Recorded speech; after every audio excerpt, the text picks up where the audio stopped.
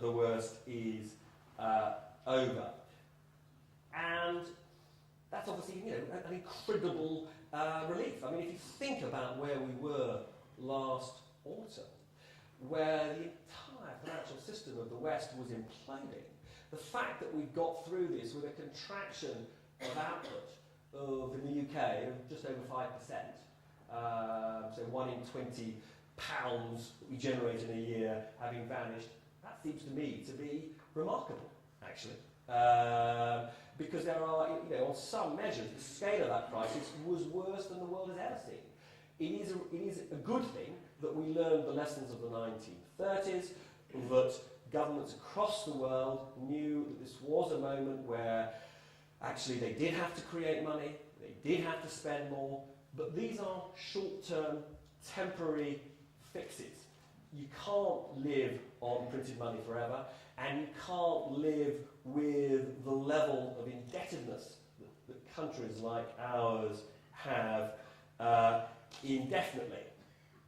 And the big issue for me is how and when we get those debt levels down.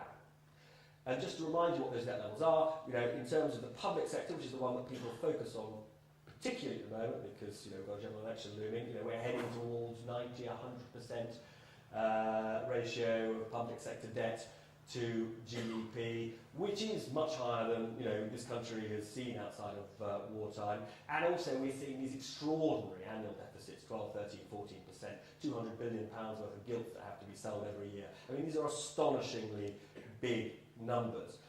But we shouldn't forget that we've also, it's not just actually the public sector debt which is the issue. Household debt is also at mind-boggling levels in this country. It has started to come down a little bit, but it is still massive by any historical precedent. If you look at the ratio of household debt to disposable income, it is currently about 175%, something like that. Okay?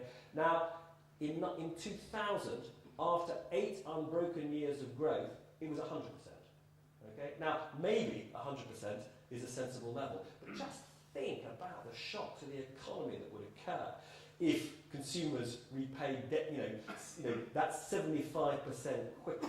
In terms of the collapse in consumer spending, in terms of the impact on the rest of the economy, it would be devastating. So we can't, so although it is perfectly reasonable to say that we want that debt to come down, it is not something we would wish for too soon. Similarly with the public sector debt, I do think that we've got to be very, very, very careful about the timing of this reduction. If you look at the experience of Japan, 15 years of stagnation, there were a couple of occasions when its government did try to get debt levels down, and it was a complete disaster. Because, frankly, public sector spending in Japan was making up for a complete refusal of companies in their case, because it was in Japan's case, the big problem was the corporate sector. And Japanese companies had simply decided their debt was too big and they were going to bring it down, and they just stopped investing. And if the Japanese government had not continued spending on a very significant scale, their 15 years of recession would have tipped into depression at various times. We have got to be very careful about this, therefore. That although we can't take for granted that the markets will fund public sector debt, the issue of when our economy will be strong enough for a contraction is a very real and very important one. And I think it is genuinely a bit too early to be absolutely confident that it's the right thing to do tomorrow or next month or in 6 months' time. I think we are going to have to feel our way through this. It's not unimportant that we get the timing right. There's another unsolved structural problem which I haven't alluded to. One is the structural problem of the indebtedness in the British economy. The other unsolved structural problem is that a lot of the cheap money which fueled all this lending that I talked to you about earlier from the banks, of course it is the recycled surpluses of countries like China and Japan and even countries like Germany. And the reality is we can't be confident that the stability in this financial system will be restored in a fundamental sense until they consume and invest more, the Chinese, the Japanese, and export less capital to us, as it were. In other words, the corollary of our indebtedness is their surpluses. They are utterly intertwined, and it requires not only us to save more, it also requires them to spend and invest more if we are to put the economy on a more stable footing. The other obviously big outstanding issue is that in order to get us through this crisis, we've had £175 billion of new money created, this purchase of government bonds and a few other assets by the Bank of England. We've also had £1.2 trillion of support for the banking industry, just the British banking industry. The banking industry is being supported by all of us as taxpayers in terms of guarantees for much of its own borrowing, in terms of the future guarantees that are being put in place for many of its assets, obviously in terms of the direct investments in banks like Royal Bank of Scotland and Lloyds. This has to be unwound, but unwinding it again won't be easy.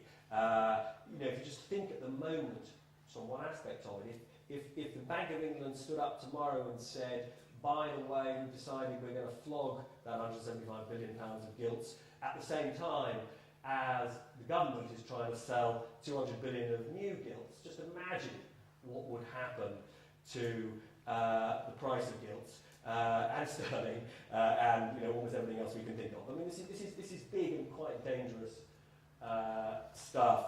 So I'm going to wrap up really with just some sort of final thoughts about the way forward. One is, more or less all banks in the West were effectively nationalised, not in the conventional sense of being 100% owned, but they became dependent on support from taxpayers to an unprecedented degree. The total amount for Europe and the US of support for banks in the form of those loans, guarantees and direct investment is $15,000 billion, $15 trillion. That's more than $2,000 for every single person on the planet. It's an astonishing amount of money pledged to propping up this system.